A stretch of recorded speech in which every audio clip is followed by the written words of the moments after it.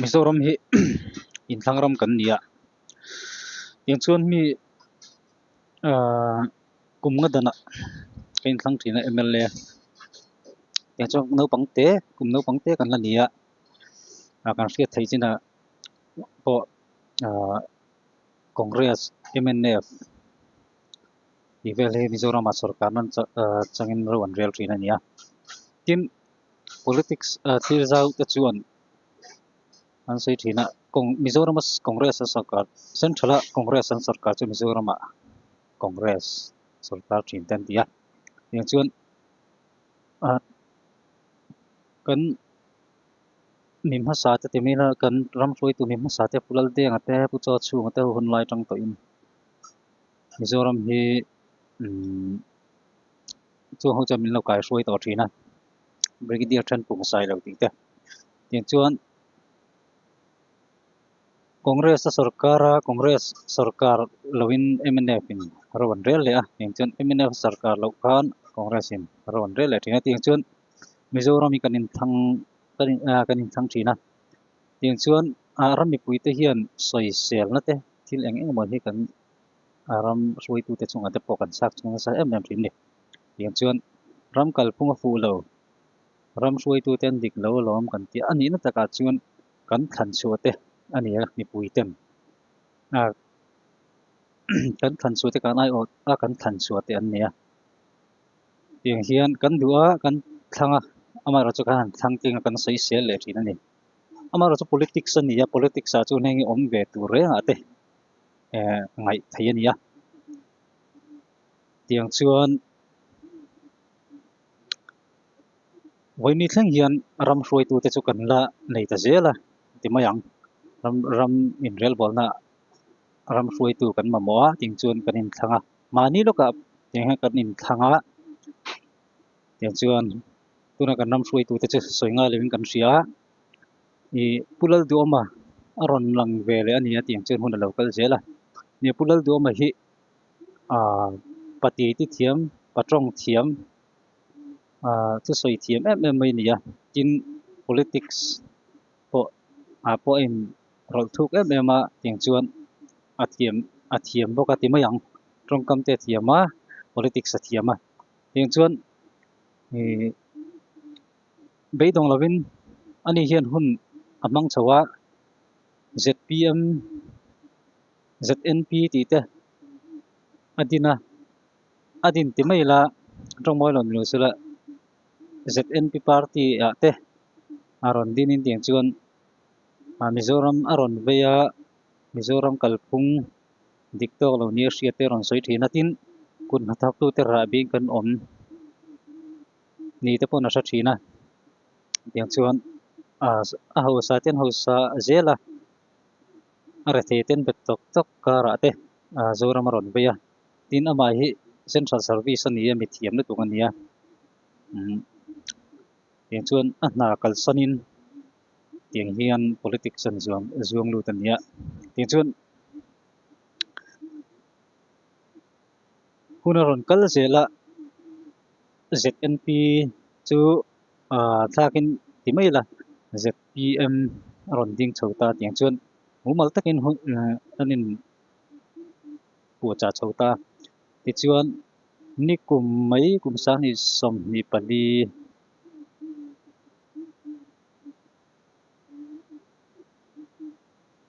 kan thang tin ta ania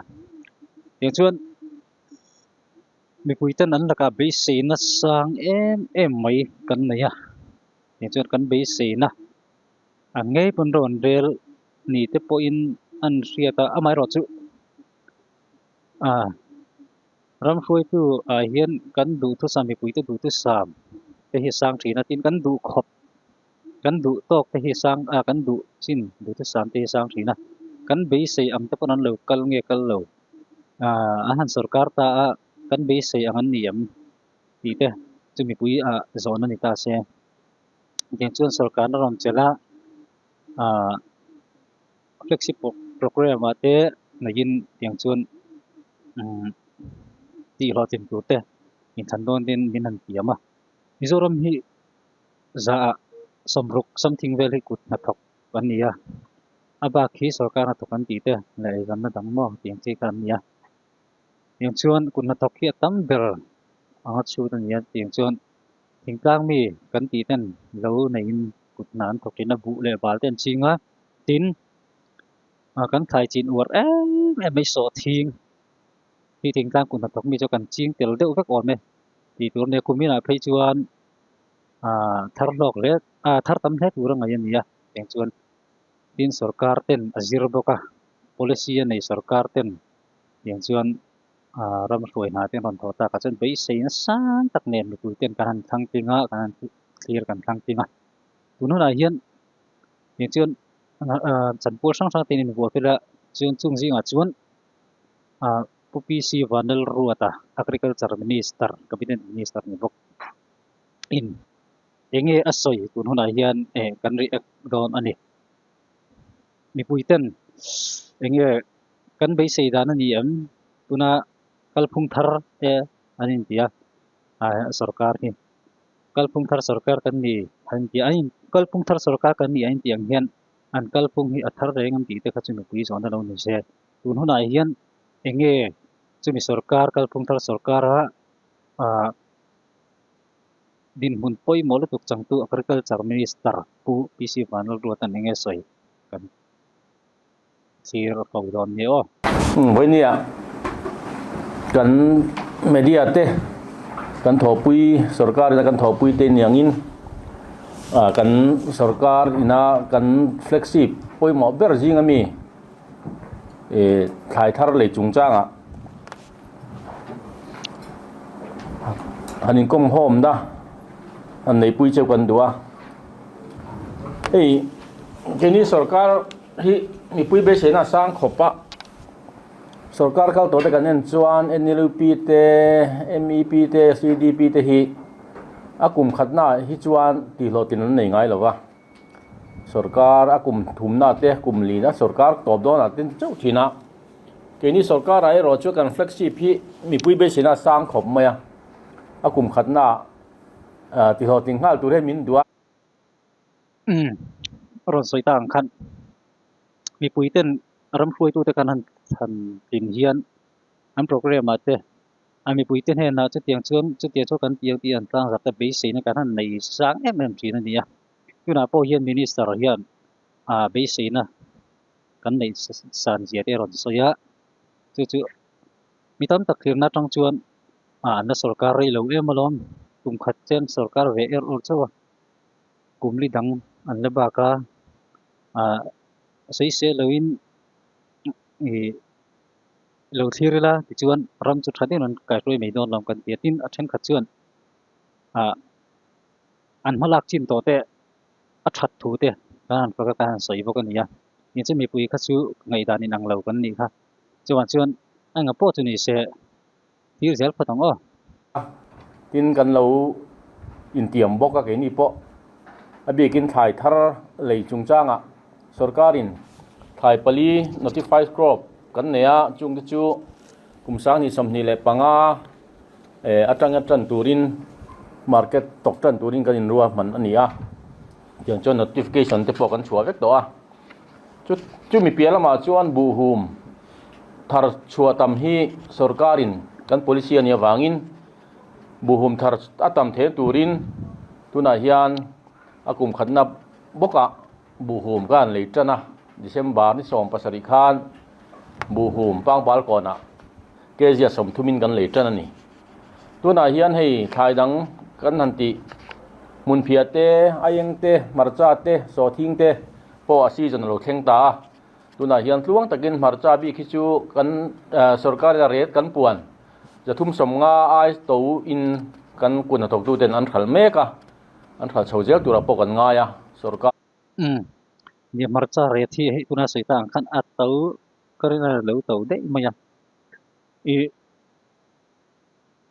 kezia zathum som nga chuang te ani chuan tunla ya nga kan zorama marcha ching war khu te kan oma chu ho chu anwani lo don em be o kan tia kun na thoku te nan thoman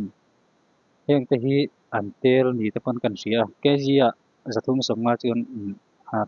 traweng wong viawani thì chứ mà chuan an in soi ang hian an om mi then ka chuan an soi angin an oma hei long kal phung thar dik tak chuan tia kan fak chiam ani then ka chuan lo fak lo te pawh kan om mai thei awm a ang pawh chu nei se neutral takin kan muda kan eng kalau ara in tuk langai lem lo ni tiang chuan abik takin kan farmer tena an han chin war deuh so thing bik hi tuna hian a thar tran don to a cho hun don to a tin ayeng te pawh ni thowa tin hun phia te pawh January ai chuan senga huna abikin hun phia bik hi chu January le March thlain kara hian a market a season hi chu a zo mai dona ayeng le so thing bik ro hi chu lemin a market hun chung a rei deuh a June thla han thlen thei chang te pawh ma tiang chuan tuna hian kun tok tu ten sarkar an clear meka nia saita ang kan kut na taktu ten sarkar kan thira engwai kan thir kan ti chuan an laka be sei na kan nei wangin Mizoram hi kut na thok kan tam em em thingtlang lo nei ni chung tan chuan ZPM party an hlu le an laka be sei kan nei wang in tuna hian neutral tak point kan soi dua kan than tin chan te pawh ni tuna hian ka ril ruwa lo lang ta chu ZPM hian hetianga an in soi anga an kal chawa so thing thei KG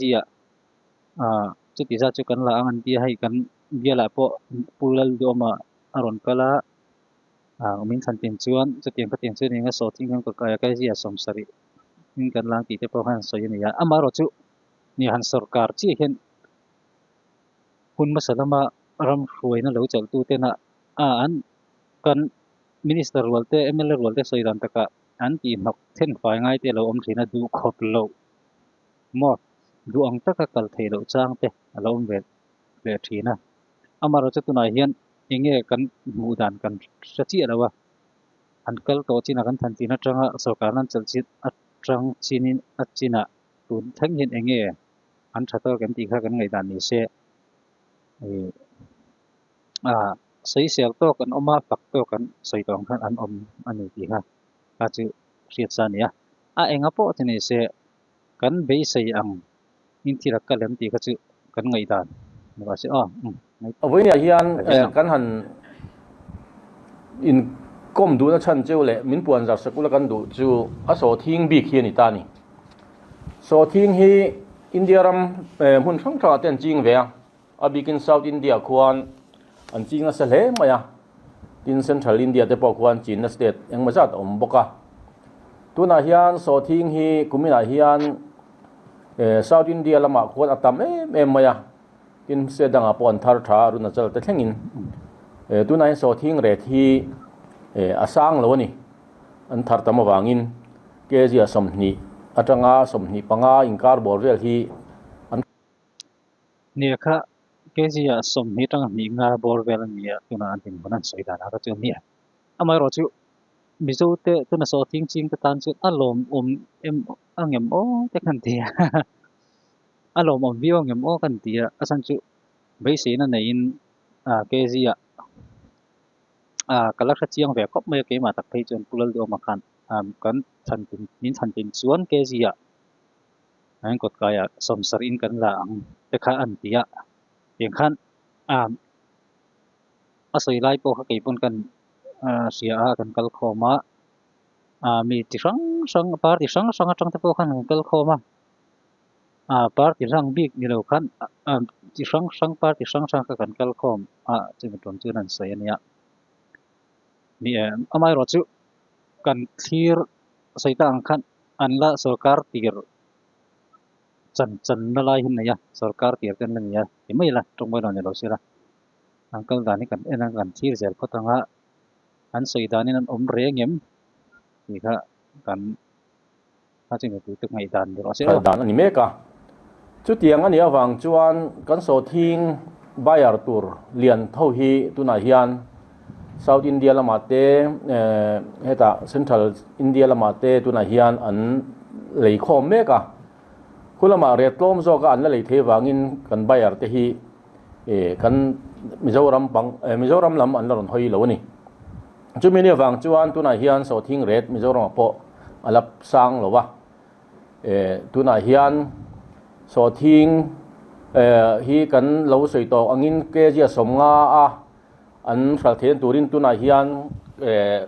secondary collection center somnga pali kan ruam man meka secondary collection center kan anti chana po hi primary collection center po om thowanga primary collection center a khan cheng somnga aya tu an thal thei chuan secondary collection center kha anon pur khen kherangai chung lova amar ju so thing ret alo niam dewa alo chatlo de don ni chuan secondary collection center a khan sarkarin February ni som ni atangin sarkarin kan lei tan don ani secondary collection mun purthen angai lengai lo tu thu te kha an soya ke kan lo kha chiang chi lo khang lai kha enge om tin so ting te kan ching chi lo bok nen ti mayang tin khan sarkarin lak tan chu atum ni na soya hai tun February ni som ni nga chau bor vera tring lak sawan tum ni tenan soya ania nia adin mun te kan sia tu na Mizoram ma so ting re tala thalawa India ma ko ama chu an la ka be se na kan nei san em awang yen di pu te hian pan chan na pang chan na to te kan nei don ania mi hen kan athang tu te hi nakina athang tu te hian kan soi se le angem ti te chu karil ro chen ga omai maya ama ro chu so yang khan an sarkar tir ema kan thi zel photanga do thei te hi an poimo avia machine nu da chuan chuan kan thi zel don ni o chumi ne wang chuan chumin ani a ma a engemo lo khal man modern omani chuan ret thalo de panan lo khal ve the kha chu an thu ni se amar sarkar enroll chin tu re ro chu February ni som ni atangin state day atangin heng secondary collection center a hian so thing ke ji somnga in sarkarin kan lei don ani February ni som hi tang sarkarin ke ji somnga in kan an la don an lak tur thun soi ania so thing ching te tan chuan alom om khop maya hei so thing hi ke ni pon kan lo ching ve to thina kan ching thina kun na thok thin te thau kan nia ke ni te po hei huan te kan siama tiang chuan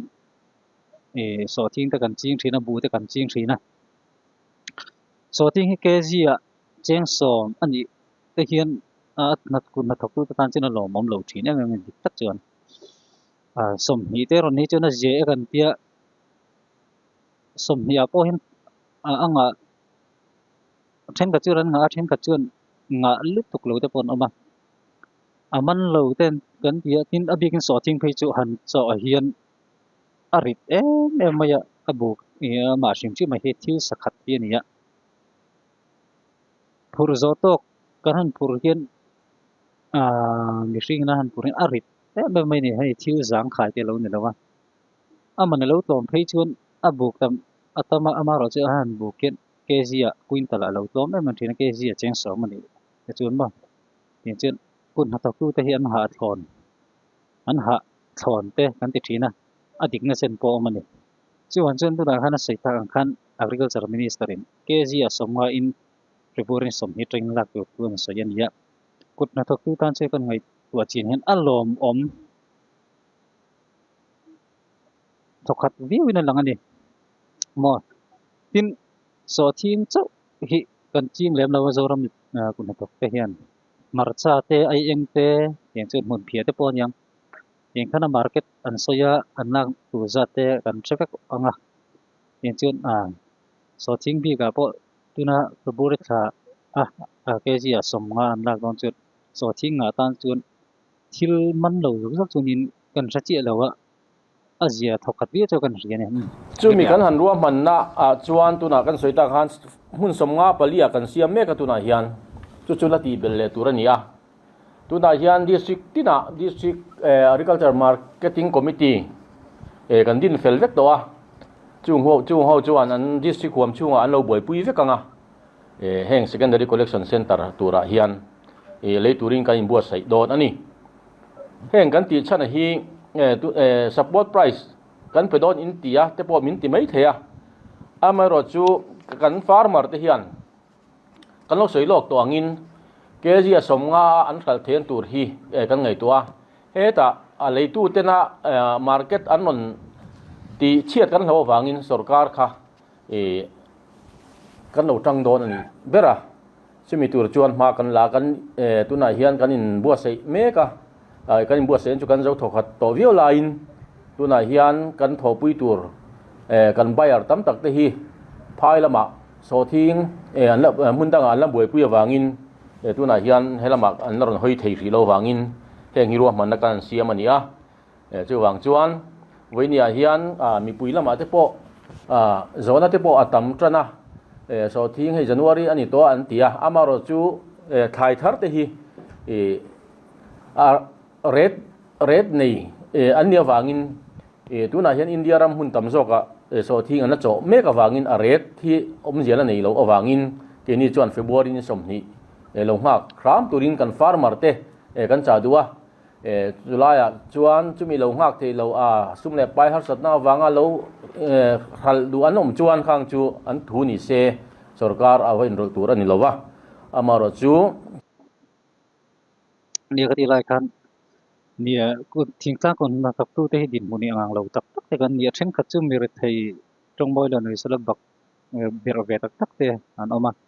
sum ma mo ngoi ngai chou lo om thei lo sal lo om thei lo te din mun chu tiang din mun te chu mi tam tak kan om theya a then chu nei taka mun zau tak siama ching te po an ni arin oma tiang chen din mun nei nang lo ani kata khan sarkar chu arang thayang per hi chuan nia kha tiang ma thei ang tara lak lu ki che sarkar tan chen om lo tin tuna po hian an soi anga anom chuan a thadon riu kan riatin an la khun tur te kha social media lama te YouTube lama te po kan lo mo chan chin lama thal lama te po an son engam ro korna wa te ti te kan sia chu sa dun tuma hi chun hai kum thar te ni ta boka